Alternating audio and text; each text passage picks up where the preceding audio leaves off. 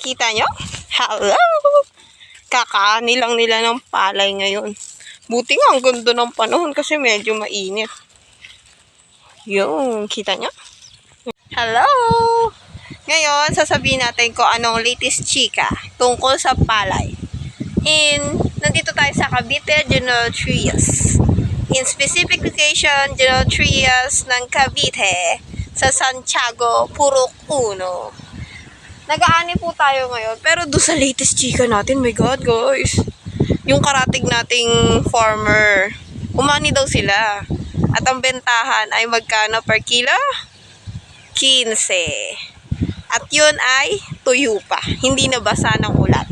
Kailangan tuyo para 15 nila bibilhin. Ngayon, nag-aani po kami.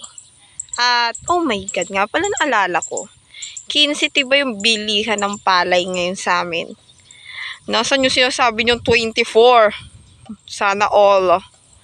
24 ha, basa pa yun ha. Sa amin dito 15 tuyo. Sana all.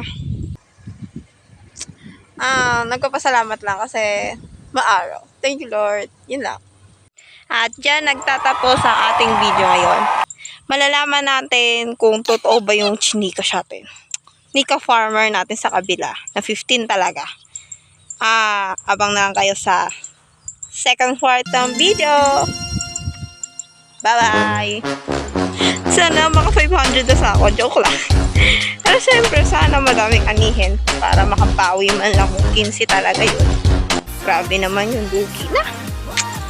Bye-bye! Abang-abang na lang sa chika natin kung totoo yung chika.